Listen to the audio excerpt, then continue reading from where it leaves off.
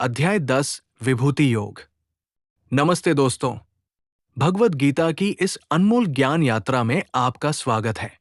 पिछले अध्याय में हमने भगवान के सबसे गोपनीय ज्ञान और भक्ति के सरल मार्ग को समझा। लेकिन क्या आपने कभी सोचा है कि भगवान हर जगह कैसे मौजूद है? हम उन्हें अपनी रोजमर्रा की जिंदगी में कैसे पहचानें? आज हम भगवत गीता के 10वें अध्याय विभूति योग की बात करेंगे। विभूति का अर्थ है ऐश्वर्य या विशेष शक्तियां। ये अध्याय भगवान कृष्ण की असीम दिव्य विभूतियों का वर्णन करता है और दिखाता है कि वे कैसे इस सृष्टि की हर उत्कृष्ट, सुंदर और शक्तिशाली वस्तु में अपने अंश के रूप में मौजूद है। यह आपको सिखाएगा कि कैसे आप हर महानता में भगवान की झलक देख सकते हैं। अध्याय का सार। 10वें अध्याय की शुरुआत में भगवान कृष्ण अर्जुन को अपनी सर्वोच्चता और महिमा के बारे में और अधिक बताते हैं। वे कहते हैं कि न तो देवता और न ही ऋषि उनके उद्भव, उत्पत्ति को जानते हैं, क्योंकि वे ही सभी के आदि, शुरुआत है। जो उन्हें अजन्मा और अनादि जानता है, वही वास्तव में ज्ञानी है। कृष्ण बताते हैं कि संसार की सभी बुद्धिमत्ता, ज्ञान, असंदिग्धता, क्षमा, सत्य, इंद्रिय निग्रह, शांति, सुख दुख, भय, अहिंसा, समता, संतोष, तपस्या, दान, यश और अपयश, ये सभी भाव उन्हीं से उत्पन्न होते हैं। इसके बाद कृष्ण अपनी प्रमुख विभूतियों का वर्णन करते हैं ताकि अर्जुन और हम उन्हें संसार की विभिन्न वस्तुओं और प्राणियों में पहचान सकें। वे कहते हैं, मैं सभी जीवों के हृदय में स्थित आत्मा हूं। मैं आदित्यों में विष्णु हूं, ज्योतियों में सूर्य हूं। मैं रुद्रों में शंकर हूं, यक्षों और राक्षसों में कुबेर हूं। मैं पर्वतों में हिमालय हूं, नदियों में गंगा हूं।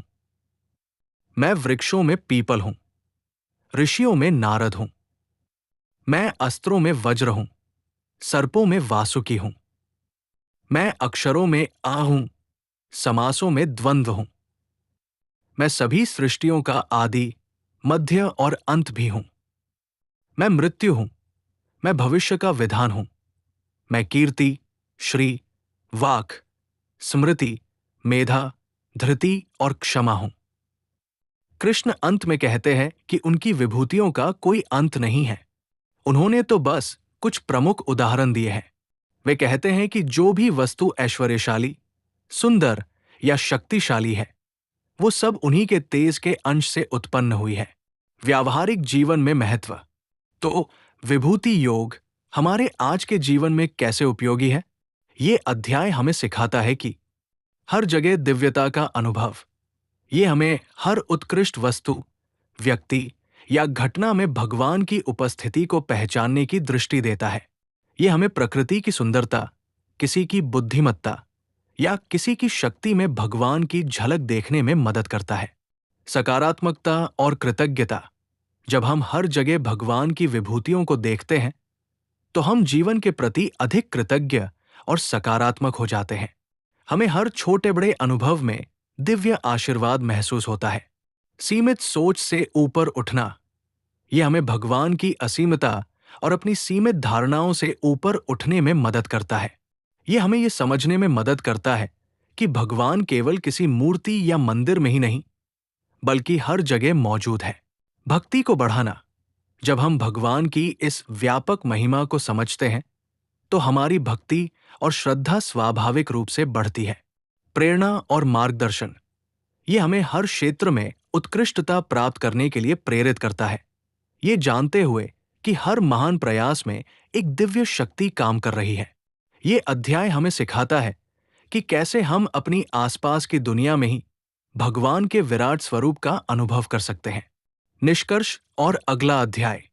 तो दोस्तों, विभूति योग हमें बताता है कि भगवान केवल एक कल्पना नहीं है, बल्कि वे इस संपूर्ण सृष्टि के कण-कण में व्याप्त है। ये हमें सिखाता है कि हम कैसे हर महानता, हर सुंदरता और हर शक्ति में उन्हीं के अंश को पहचानें। अगले वीडियो में हम गीता के 11वें अध्याय विश्वरूप दर्शन योग की बात करेंगे।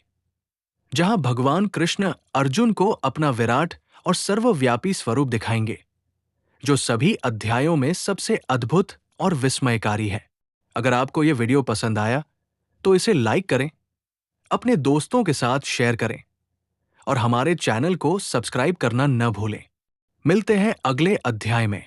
जय श्री कृष्णा।